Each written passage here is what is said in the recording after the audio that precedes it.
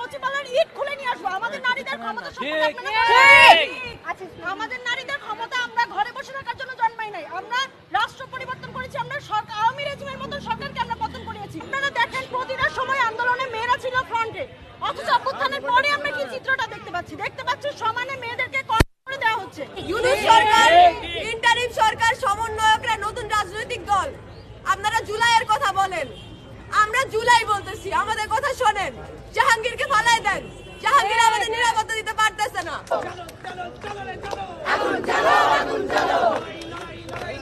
লড়াই করে বাঁচতে চাই, লড়াই লড়াই লড়াই বাধা আসবে যেখানে, লড়াই হবে সেখানে, লড়াই হবে সেখানে, লড়াই হবে সেখানে,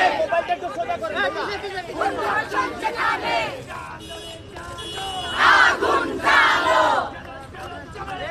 আগুন জ্বালো, আগুন জ্বালো, পদত্যাগ করতে হবে, জাহাঙ্গীরকে মবের হাতে নিপীড়নের শিকার হয়। শুধু এই একটি ঘটনাই নয়, আপনাদের মনে করিয়ে দিতে চাই 5 আগস্টের পর থেকে, এমনকি ইন্টারিম সরকার ক্ষমতা গ্রহণ করলো যবে থেকে, স্বরাষ্ট্র উপদেষ্টা একবার বদলানোর পর থেকেও সারা দেশ জুড়ে ছিনতাই, ডাকাতি, খুন, ধর্ষণ, নিপীড়ন, মব জাস্টিস, এই ধরনের ঘটনাগুলি ঘটেই চলেছে, বরং এক ফোঁটাও কমেনি।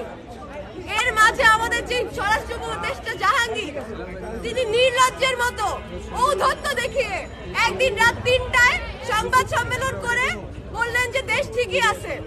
তার সেই সংবাদ সম্মেলন বন্ধুরা, আপনারা যদি চোখ বন্ধ করে শুনতেন তাহলে আপনাদের মনে হতো এটা আওয়ামী লীগের আমলেরই কোনো মন্ত্রী। কেবল আওয়ামী লীগের জায়গায় বিএনপি জামাত বসবে। আমরা যে জুলাই গণ অভ্যুত্থানের প্রত্যেকে অংশ নিয়েছি, আমাদের কিছু স্বপ্ন ছিল, আমাদের কিছু আশা ছিল, কিন্তু আমরা দেখতে পাচ্ছি এই অভ্যুত্থানের পর আমরাই যারা সেখানে সম্মুখ সারির সহযোদ্ধা, অংশগ্রহণকারী ছিলাম, আমাদের যে বিন্দুমাত্র নিরাপত্তাটা নিশ্চিত করার দায়িত্ব ছিল এই সমন্বয়কদের, এই রাষ্ট্রের, এই উপদেষ্টাদের, তারা তা এক ফোঁটাও করতে পারেনি। সেই জায়গা থেকে আমরা ধর্ষণ ও নিপীড়নের বিরুদ্ধে বাংলাদেশ প্ল্যাটফর্ম থেকে এর আগে একটি স্বরাষ্ট্র মন্ত্রণালয় অভিমুখে গণপদযাত্রার আয়োজন করি। আপনারা নিশ্চয়ই দেখেছেন এবং জানেন, পুলিশ ধর্ষকদের ধরতে পারে না, মব ঠেকাইতে পারে না, চোর ধরতে পারে না, কিন্তু ওই মিছিলে ঠিকই তারা বাধা দেয় এবং সেই বাধায় আমাদের বেশ কয়েকজন সহযোদ্ধা তারা আহত হন। সেই জায়গা থেকে আমরা একটি মশাল মিছিল করি। আবারও আমরা স্বরাষ্ট্র উপদেষ্টা জাহাঙ্গীরকে সময় বেঁধে দেই যে আপনি 24 ঘন্টার মধ্যে পদত্যাগ করেন, ক্ষমা চান আমাদের কাছে। তিনি তা করেননি, ফলে তার পদত্যাগের আর কোনো প্রশ্ন নাই বন্ধুরা, তাকে এখন অপসারণ করতেই হবে। ইউনূস সরকার, ইন্টারিম সরকার, সমন্বয়করা নতুন রাজনৈতিক দল। আপনারা জুলাইয়ের কথা বলেন, আমরা জুলাই বলতেছি, আমাদের কথা শোনেন।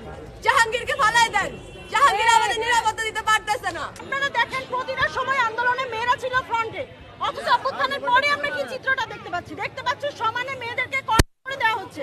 মেয়েদের কোনো অবদান কোথাও যেন নাই। আমি খুবই দুঃখের সাথে বলতে চাই, আমাদের উপদেষ্টা, সরকারের উপদেষ্টা মণ্ডলীতে 2 জন নারী আছেন, আমাদের শ্রদ্ধেয় ফরিদা আপা এবং রেজওয়ান আপা। তারা কি নিজেদের নিরাপত্তা পেয়ে দেশের আপামর নারীদের নিরাপত্তা দেওয়ার কোনো প্রয়োজন মনে করছেন না?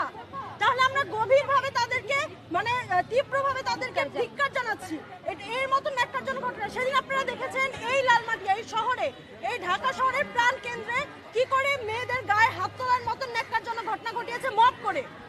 এইটা যদি আপনারা বলতে চান যে মেয়েটা কোনো অন্যায় করেও থাকে, সেটা একটা সিভিল অফেন্স, কিন্তু গায়ে হাত তোলা সরাসরি ক্রিমিনাল অফেন্স। ঠিক একটা ক্রিমিনাল অফেন্সকে তারা কিভাবে জাস্টিফাই করে একটা গুরুত্বপূর্ণ পদে থেকে, সেটা আমাদের মাথায় আসে না।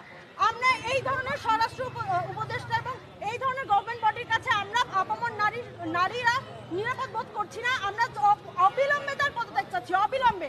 এবং যদি এটার ব্যতিক্রম ঘটে, আমরা অবশ্যই সেই সচিবালয়ের ইট খুলে নিয়ে আসবো। আমাদের নারীদের ক্ষমতা আমাদের নারীদের ক্ষমতা আমরা ঘরে বসে থাকার জন্য জন্মাই নাই। আমরা রাষ্ট্র পরিবর্তন করেছি। আমরা সরকার আওয়ামী রেজিমের মতো সরকারকে আমরা পতন করিয়েছি। আমরা এই সরকারকেও পতন করিয়ে ছাড়বো, আমাদের জন্য নিরাপদ রাষ্ট্র বানিয়ে ছাড়বো।